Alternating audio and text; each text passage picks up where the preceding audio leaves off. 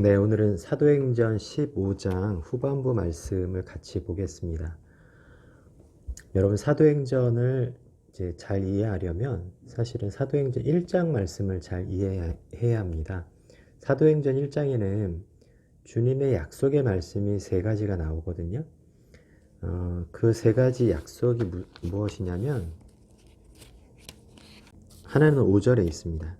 요한은 물로 세례를 베풀었으나 너희는 몇 날이 못되어 성령으로 세례를 받으리라 하셨느니라 이렇게 되어 있습니다. 이 성령은 4절에 보면 아버지께서 약속하신 것이라고 되어 있죠. 그러니까 약속하신 성령을 받게 될 것이다 라는 말씀이고, 두 번째는 이제 8절에 있습니다. 8절. 오직 성령이 너희에게 임하시면, 여기 성령은 어떤 성령이요? 아버지께서 약속하신 성령이죠. 성령이 너희에게 임하시면 너희가 권능을 받고 예루살렘과 온 유대와 사마리아와 땅끝까지 이르러 내 증인이 되리라 입니다. 자, 이게 약속의 말씀입니다. 그리고 세 번째가 11절에 있습니다. 11절. 갈릴리 사람들아 어찌하여 서서 하늘을 쳐다보느냐. 너희 가운데서 하늘로 올려지신 이 예수는 하늘로 가심을 본 그대로 오시리라 라고 해서 약속의 말씀으로 되어 있죠. 이 세 번째 말씀은 주님이 직접 하신 말씀은 아닌데요.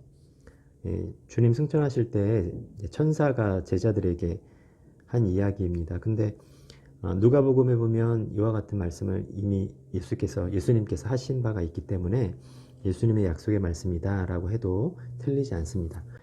첫 번째 이제 말씀은 이미 이루어진 약속입니다. 그리고 두 번째 말씀은 이루어지고 있는 약속이죠. 그리고 세 번째 말씀은 이루어질 약속입니다. 그러니까 사도행전 전체는 특별히 이 두 번째 약속의 말씀이 이루어지는 과정을 다루고 있고, 이제 세 번째 약속이 우리에게 남아있는데 그것도 반드시 이루어질 것이라는 확신이 담겨있는 서신입니다. 그러니까 사도행전을 진지하게 읽어가다 보면 이 확신에 도달하게끔 사도행전을 쓰고 있어요. 그런데 이 두 번째 말씀을 사람들이 명령으로 이해하는 경우가 많습니다. 그러니까 이것을 명령으로 읽느냐 약속으로 읽느냐는 사도행전 전체를 어떻게 이해할 것이냐를 결정하는 중요한 문제입니다. 물론 명령의 의미가 아주 없지는 않습니다만 1차적으로 이 말씀은 약속의 말씀입니다. 주님의 하신 예언적 약속이죠. 그러니까 명령으로 읽으면 사도행전은 사도들이 주의 말씀을 따라 열심히 이룬 업적을 기록한 책이 될 것이고, 이걸 약속으로 읽으면 주님이 그 약속을 이루시기 위해서 행하신 역사로 읽을 것입니다. 그러니까 이 두 번째 말씀을 다시 한번 읽어보면요. 여기 오직 성령이 너희에게 임하시면 너희가 권능을 받고 예루살렘과 온 유대와 사마리아와 땅끝까지 이르러 내 증인이 되라가 아니라 되리라 입니다.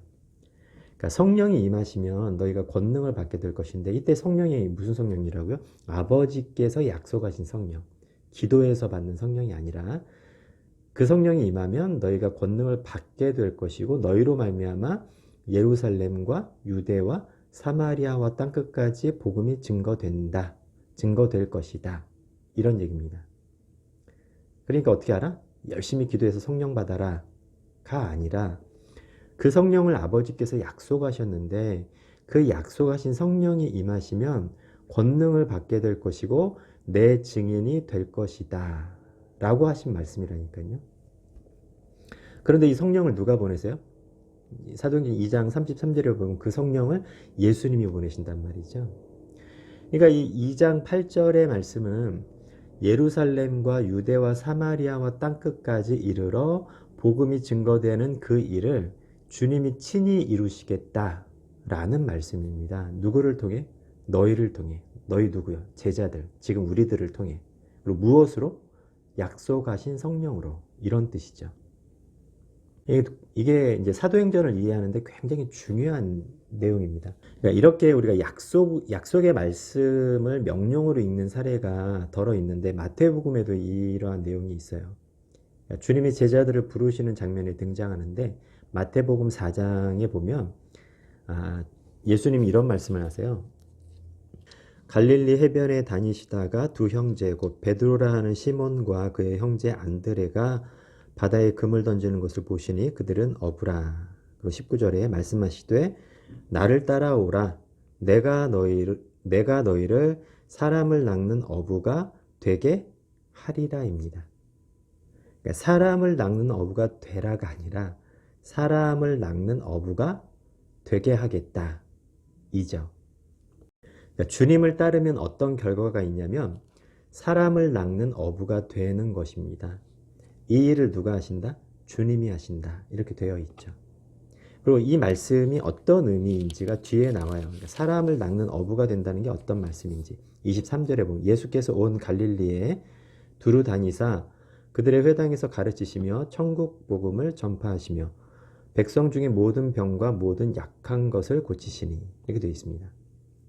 그러니까 주님이 병든 자를 고쳤다, 병을 고쳤다가 핵심이 아니고 하나님의 형상, 하나님 형상의 회복을 말하는 것이죠. 그러니까 사람을 낚는 어부가 의미하는 바가 바로 이것입니다. 이전까지는 자기 자신을 위해서 무언가를 취하는 삶이었다면 주님을 따름으로 그들이 어떻게 된다? 하나님 형상을 회복시키는 자가 된다. 이 말씀입니다. 그러니까 주님이 제자들을 그렇게 만들겠다는 이것도 약속이에요. 그리고 마태복음은 이 말씀의 의미를 깨달아가는 과정을 다루고 있습니다. 그러니까 사도행전도 마찬가지죠. 사도행전은 사도들이 주님의 말씀을 따라 얼마나 열심히 노력해서 업적을 이루었는지를 다루는 책이 아니라 오히려 사도들을 포함해서 제자들은 주님의 이 말씀이 의미하는 바를 잘 알지 못합니다. 그럼에도 불구하고 주님은 그들을 통해 제자들을 통해 친히 약속하신 바를 성취하시고 그래서 제자들이 주님의 말씀과 뜻을 이해하게 되고 또 자발적으로 순종함으로 그 뜻에 참여하게 되는 과정을 다룬다는 것이죠. 그게 지금 우리의 이야기입니다. 주님 우리를 통해 당신이 약속하신 바를 이루어 가십니다. 친히 성령으로 말미암아죠. 자, 그런데 주님이 우리를 통해 일하신다는 것이 무슨 말일까요? 우리와 협력하신다는 뜻입니다. 협력하신다는 말은 주님이 우리를 기계와 같이 조작하지 않으시고 우리가 생각하고 분별하고 또 자발적으로 선택하고 결정하는 일을 통해 행하신다는 뜻입니다. 그리고 이 일에 성숙하도록 인도하신다는 거예요. 이게 매우 중요한 내용입니다. 마치 하나님이 밑그림을 멋지게 그려놓으시고 거기에 제자들이 비록 서툰 솜씨이지만 색을 조심스럽게 채워 넣는 식으로 일하신다는 것이죠. 그러니까 성경에는 이러한 예가 많이 나타납니다. 대표적으로 창세기에 보면 하나님이 창조하신 것에 이름을 부르는 장면이 나오거든요. 근데 그 일을 아담이 이어서 행합니다. 그러니까 2장에 보면 하나님께서 아담에게 동물을 이끌어 가시고 아담이 그 동물들의 이름을 부릅니다. 그리고 그 부른 것이 그의 이름이 되죠. 여기 부르다라는 말은 1장에서 하나님이 창조하신 것을 보면서 이름을 부르신 것과 같은 단어이거든요.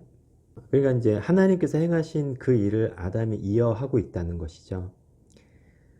아담이 부른 것이 그들의 이름이 되었다는 것은 하나님이 아담의 결정을 인정하시고 또 따르셨다는 뜻입니다. 비록 그의 결정이 부족함이 있음에도 불구하고 사도행전에도 보면 하나님은 큰 계획과 방향을 결정하시고 제자들은 하나님의 인도하심을 주목하면서 많은 부분들을 신중하게 계획하고 결정을 하죠. 그 과정에서 하나님의 뜻을 더 세심하게 발견해 갑니다. 그러니까 하나님이 매뉴얼을 주고 그대로 따르게 한다거나 모든 경우에 기도하고 응답받아서 움직이는 것 같이 하나님의 일을 행하는 것이 아니라 하나님의 큰 뜻 안에서 신중하게 생각하고 또 자발적으로 선택하고 결정하게 하십니다. 그리고 때로는 시행착오를 겪으면서 가죠. 근데 하나님은 그 모든 것을 통해서 하나님 당신의 일을 이루어 가시는 것입니다. 15장에 보면 교회 내에 발생한 갈등을 다루고 있어요. 전반부에는 지난번에도 살펴본 것처럼 이방인 그리스도인들에게 할례를 행해야 되느냐 하는 문제였고 후반부는 바울과 바나바가 2차 선교 여행을 계획하는 과정에서 그들 사이에 생긴 큰 다툼입니다. 그러니까 바나바는 마가 요한이라는 사람을 대동하려 하고 바울은 마가 요한이 1차 선교 여행에서 중간에 떠난 일이 있었거든요. 그 일 때문에 함께하는 것이 불가하다 이렇게 말합니다. 여기 마가 요한은 골로새서 4장에 보면 바나바의 사촌이었다라고 되어 있습니다. 그러니까 바울보다는 훨씬 그에게 관대했을 것이라고 생각할 수 있어요. 근데 바울이 이 마가에 대해서 반대한 것에 대해서 어떤 사람들은 바울이 마가에 대해서 개인적인 불만이 아직 남아 있었기 때문이라 생각하지만 그렇게 생각할 만한 근거가 성경에는 거의 없습니다. 그러니까 마가는 유대인이었고 율법에 그렇게 자유롭지 못했기 때문에 아직 이방 선교에는 충분하지 못하다라고 바울이 판단했을 것 같아요. 이렇게 본다면 바울의 생각은 오히려 마가 요한 배려한 것이었겠죠. 근데 이유가 뭐가 되었건 둘은 이 일로 인해서 심하게 다투게 되었고 결국 따로 행하기로 결정합니다. 그러니까 바울은 실라를 데려가고 바나바는 이제 마가와 대동하게 되죠. 이 사도들에게 있어서 마가를 대동하는 문제는 아주 중요한 문제였겠죠. 중요한 문제가 아닙니다. 성경이 말하고 싶은 건 이 일이 그렇게 중요하지 않다는 사실입니다. 그러니까 우리는 사도들의 결정이기 때문에 이것이 중요한 문제라고 생각하는 것은 우리 선입견이에요.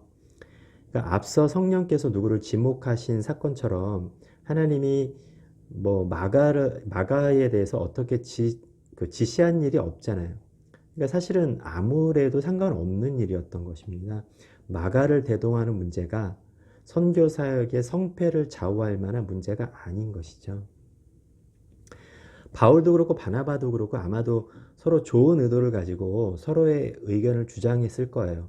그럼에도 불구하고 이 일로 인해 생긴 갈등과 그렇게 해서 내린 결정은 충분하지 못하고 아쉬움이 많이 남습니다. 그런데 우리가 이 사건에서 주목할 만한 것은 이 과정에서 주님의 간섭이나 또는 중재나 어떠한 평가도 나타나고 있지 않다는 것이죠. 오히려 그들의 결정을 묵묵히 따르는 모습입니다. 각자는 서로의 길을 가고 그렇게 하나님의 일은 변함없이 진행이 되죠. 사도행전 후반부는 주로 이제 바울의 행적을 중심으로 기록되어 있지만 그것이 바나바는 틀렸고 바울은 옳았다는 뜻이 아닙니다. 그러니까 성경은 누구의 결정이 더 옳았느냐에 관심이 없습니다.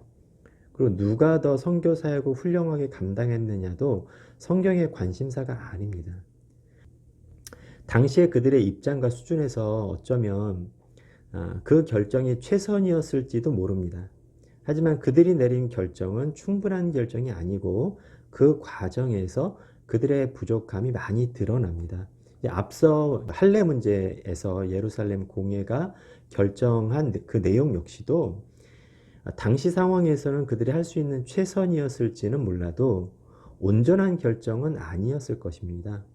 중요한 것은 제자들이 주님의 사명을 감당하는 이 과정에 그들의 부족함이 드러나지만 하나님은 그것을 통해서도 당신의 일을 멋지게 완성해 가신다는 사실입니다. 이것이 성경이 이야기하고 싶은 내용이에요. 여러분, 성경에 이런 말씀이 있습니다. 하나님을 사랑하는 자, 곧 그 뜻대로 부르심을 받은 자들에게는 모든 것이 합력하여 선을 이루느니라. 그 선을 누가 이루신다고요? 주님이 이루십니다. 여기 모든 것 안에는 우리의 시행착오도 포함됩니다. 주님은 그 모든 것을 합해서 우리에게 선이 되게 하시는 분이십니다. 그 선이 무엇인지가 뒤에 나와요. 하나님의 아들의 영광을 담는 것이죠. 마치 솜씨 좋은 화가가 그의 사랑하는 아들과 멋진 작품을 만드는 것과 같아요. 아버지가 멋지게 그려놓은 밑그림에 아들이 다소 엉성하고 부족하게 색을 이렇게 칠했어도 그것으로도 멋진 작품을 완성하듯이 하나님은 우리의 부족함이나 시행착오, 우리가 행한 모든 것을 통해서도 멋진 작품을 만들어내시는 분이신 것이죠. 이것이 예수 믿는 신앙의 정수입니다. 하나님은 그만큼 전능하시죠. 우리 인생은 그냥 평범한 인생이 아닌 것이죠. 전능하신 하나님의 품 안에 안긴 자들입니다. 사랑의 품 안에 주님의 손에 쥐어진 오병이어처럼 주님은 우리 인생에서 볼품없어 보이는 모든 것을 통해서도 놀라운 작품을 만드실 것입니다. 놀라운 약속이죠. 성경은 이 약속을 우리에게 말씀하고 있습니다. 여러분, 우리가 내릴 수 있는 결정이라는 것이 그렇게 대단할 게 없습니다. 당시에는 그거 아니면 안 될 것 같다라고 생각되던 것들이 시간이 지나 보면 대단한 게 아니었을 때가 많습니다. 사람이 행한 일이 별거 없어요. 사람이 잘해봐야 뭘 얼마나 대단하겠습니까? 이야기한 것처럼 오병이어가 할 수 있는 능력만도 못하죠. 작은 어린아이 도시락 정도밖에 안 되잖아요. 근데 그것이 주의 손에 들리자 놀라운 하나님의 영광을 드러내는 도구가 된단 말이죠. 우리 인생이 그렇단 말입니다. 우리 인생이 주님이 그렇게 하시겠다는 뜻이에요. 주의 손에 붙들림, 주와 연합한 인생으로 살아가는 인생이 된다는 것이죠. 이게 얼마나 놀랍습니까? 사람에게 주목할 게 아니잖아요, 여러분. 사람의 능력에 주목할 게. 성경은 어디에도 그렇게 이야기하고 있지 않습니다. 사람이 얼마나 훌륭한 업적을 만드느냐가 아니에요. 사람이 할 수 있는 건 다 거기서 거기라니까요. 도토리 키재기. 근데 그것을 주님이 사용하신다는 게 놀랍죠. 훨씬 더 큰, 양에서뿐만 아니라 질적으로 훨씬 더 큰 것을 이루는 인생을 만드시는 것입니다. 주님께서. 이걸 어떻게 양보하겠습니까? 어떻게. 개인적으로 지난 날들을 돌아보면 내가 왜 그렇게 바보같이 굴었을까 싶은 일들이 너무 많아요. 그런데 다시 생각해 보면 그 당시 나로서는 최선이었을지도 모르겠다라는 생각이 듭니다. 그런데 부족함이 짝이 없는 결정이었죠. 너무 감사한 것은 하나님이 그런 결정을 통해서도 내가 기대하거나 생각하지도 못했던 일들을 많이 이루셨다는 사실입니다. 성경에 이런 말씀이 있습니다. 우리 가운데 역사하시는 능력대로 우리가 구하거나 생각하는 모든 것에 더 넘치도록 능히 하실 이에게. 바울이 한 말이거든요. 이런 고백이 어떻게 나왔을까요? 예수 그리스도가 이 땅에 오신 것을 통해 그가 확인했을 것입니다. 당시 유대인들이 이스라엘 사람들이 갖고 있던 메시아에 대한 기대보다 예수님이 오셔서 행한 것이 훨씬 크거든요. 그러니까 하나님의 모든 약속은 그렇습니다. 그때그때마다 하나님은 당신이 행하실 일들을 먼저 약속하시고 또 그 약속하신 바대로 뜻을 이루어 가시는데 사람들이 기대했던 것보다 훨씬 더 넘치는 일들을 행하셨거든요.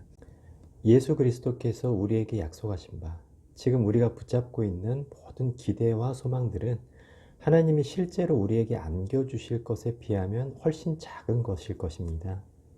실제로 우리가 경험하게 될 것은 훨씬 놀라운 것일 거라고 믿어요. 무엇을 근거로요? 하나님께서 그동안 행하신 일을 근거로, 또 예수 그리스도를 통해 행하신 일을 근거로 말이죠. 그리고 우리 인생 가운데에서도 우리는 다 인생을 알지 못하고 살아가잖아요. 그러나 그 순간순간 하나님은 그것을 소중하게 여기시고 그것을 통해 우리가 기대하지 못했던 놀라운 일들을 행한다는 사실이죠. 이 하나님의 손 안에 우리가 있습니다. 그 품 안에. 이 믿음을 가지고 오늘 우리에게 주어진 이 날, 그냥 아무것도 아닌 것 같고 그냥 헛헛거리며 살아갈 수밖에 없는 현실이지만 소망을 가지고 살아갈 수 있기를 바랍니다. 하나님 우리에게 정말 놀라운 일을 이루실 거예요. 이 믿음이 우리의 삶에 넘쳐나기를 간절히 소망합니다.